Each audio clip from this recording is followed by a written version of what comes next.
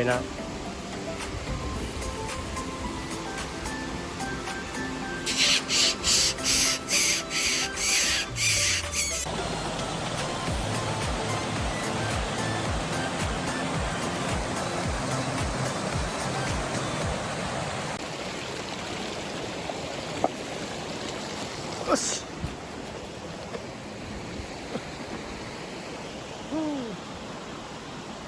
ไปต่อ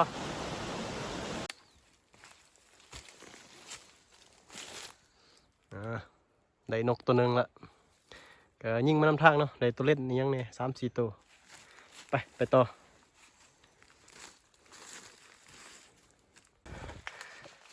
หล่อหวยมากคน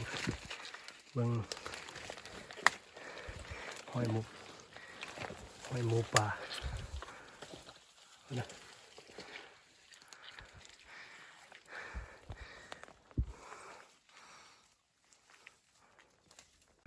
ก็สบายดีนะทุกคนนะมันนี่คือเก่าถ้าเขามาเลาะป่า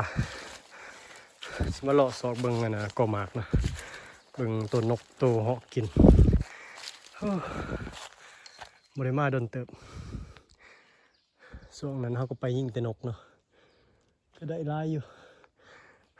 ช่วงนี้เขาป่าใหญ่มาเลาะหาเบิ่งตัวเหาะตัวยังไปฮะมาฮอดบนตั้งแคมป์ละเขาก็สิเอาเครื่องว่างไปนี่นะเขาก็จะไปเลาะซอกเบิ่งก่อหมากย่างมาประมาณ2 ชั่วโมงไปเก็บเครื่องไปลงไปหาก่อหมากทุกคนนะไปซอกบนเฝ้า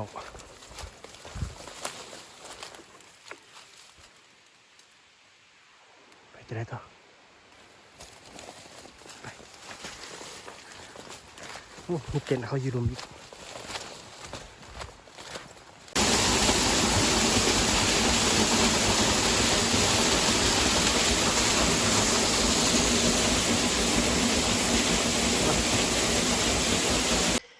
ตอนนี้ก็ขึ้นหอดกอหมากเลยนี่กอทางหน้านี่มีลายกอนะหมากสีดำฝั่งนี้ก็มีเหมือนกันกอหมากแต่ว่าเขามาหอดคำพอนะตอนนี้ก็4 โมงยังละโมแน่ใจว่านกมันสิเข่าบ่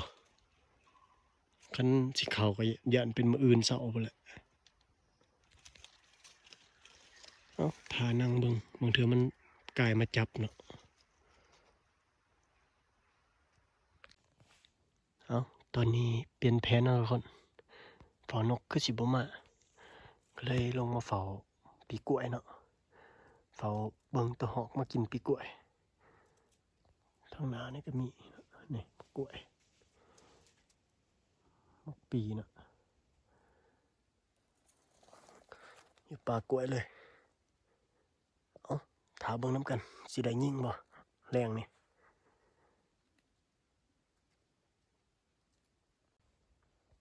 เอามืดละทุกคนเลยหอกมาตัวหนึ่งแต่ว่ามันมามืดโพดบ่ทันมันแลนเลยลงไปใส่ปีกล้วยซองมึงบ่เห็นข้าวเดียวมันก็แลนนี้เลยนะแล้วบ่ได้ยิงจักบาทซะเฝ้าหอกก็ได้เอาจึงไปลุ้นกันมื้ออื่นพุ่นแหละบางเทื่อมาแลงสิซอกพกเฝ้าตัวเงินกินมากเนาะแต่ว่าหลักๆก็สิแม่นมื้ออื่นเช้าพุ่นแหละเฮาจึงสิเฝ้านกนกมุมเนาะกินมากอยู่เทิงก็เฮาไปขึ้นไปเบิ่งบางแรง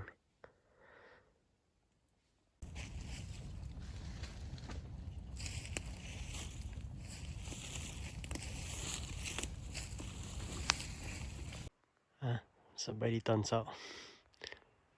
ก็อีกมือใหม่แล้วเนาะ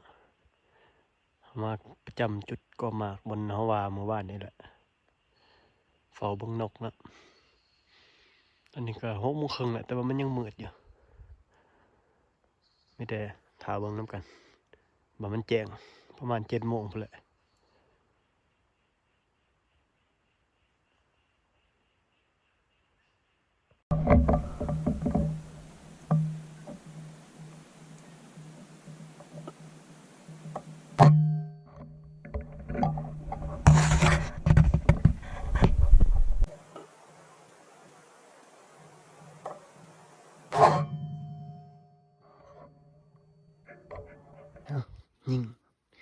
กี้นี่ทุกคนเลย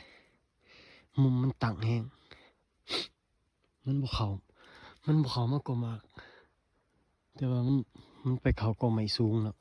มาจอบไปยิงถือบ่เต็มปานใดตกลงมาบ่ตาย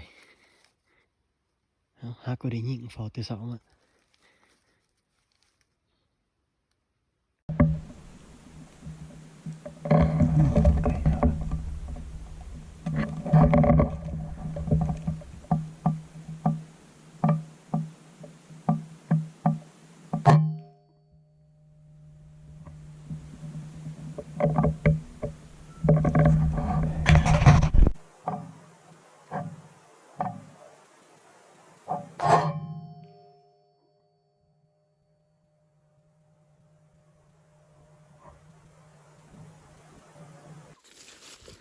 จิบนกจิบเจ็บเนาะ เอามาเลาะยิงเนาะนกอันนั้นนกมุมจักไปเซมมันล่ะมันตื่นบ่เห็นเลย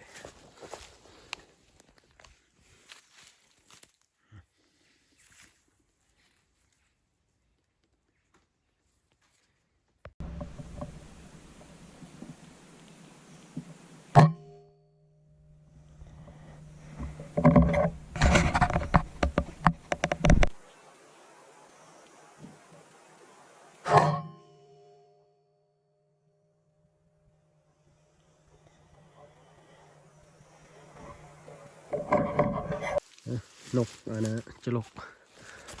นี่เมื่อกี้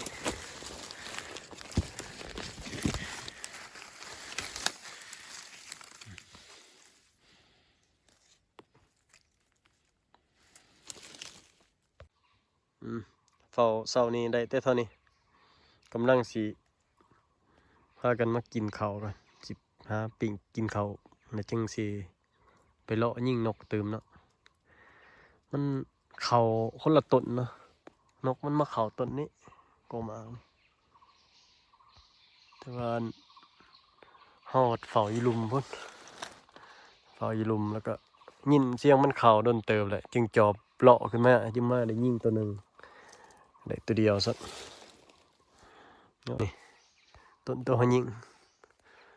อยู่เทิงปลายพุ่นเนาะสูงจอบมาแล้วเห็นมันตัวหนึ่งง่อยอยู่ฮะมันกินหมากจนอิ่มแล้วเราคิดว่าเป็นยังมันคือบ่เขาต้นลุมเนาะบ่ฮู้ว่ามีอีกต้นหนึ่งอยู่ฮะก็มากินจนอิ่มแล้วมันจับนี่มายิงได้ตัวเดียวนี่แหละปีกนกมันเดี๋ยวตัวมัน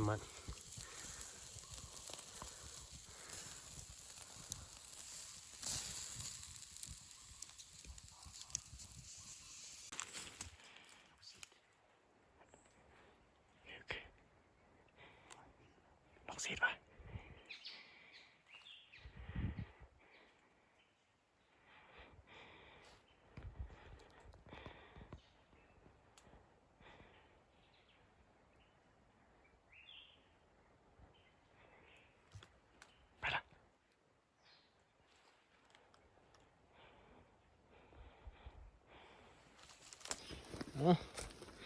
เลาะยิงนกมาเลยน้ำทาง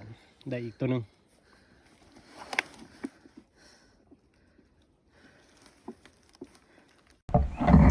บิน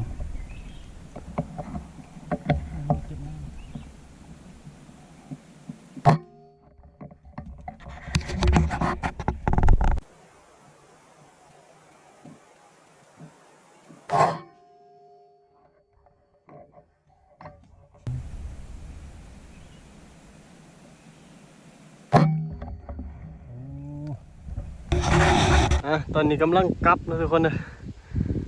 ฝุ่นหนทางเอามาจะผูกฝั่งนั้นฝุ่นเอาออมไปอีกหน่อยหนึ่งแล้วลงไปทางนั้นเขาก็สีเลาะยิงนกบนน้ำทางเลยแหละเฝ้ามือเสามันกับเขาคนละต้นเนาะมันเป็นนกไงขั้นเขายิงมันแล้วมันบ่อยากมาก็เลยว่าพากันกินข้าวแล้วก็เก็บเครื่องยางกลับไปมีนกน้ำทางเขาก็ยิงมาเลยโอเคทุกคนเลยกลับหอดบอลสิหอดรถเขาละเขาสิมาปั่นนกกันเนาะ อันนี้ก็แม่นนกทั้งหมดที่เฮาได้แล้วเนาะตัวเฮาก็ยิงมานำทางเด้แล้วก็ตัวยิงมื้อแรงบ้านนี้แน่ตอนขาไปหั่นแหละแต่ว่าเฮาก็บ่ได้ถ่ายเนาะถ่ายแต่บางตัว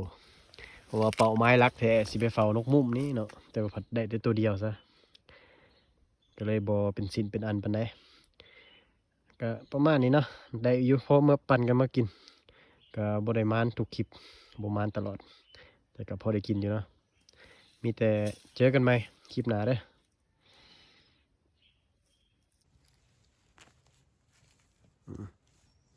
เอิกแม่นเต็มตึบเนาะ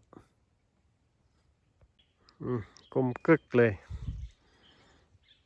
ตัวนี้บ่อยากใหญ่ปานใดรุ่นนี้ยังรุ่นเป็นรุ่นน้อยอยู่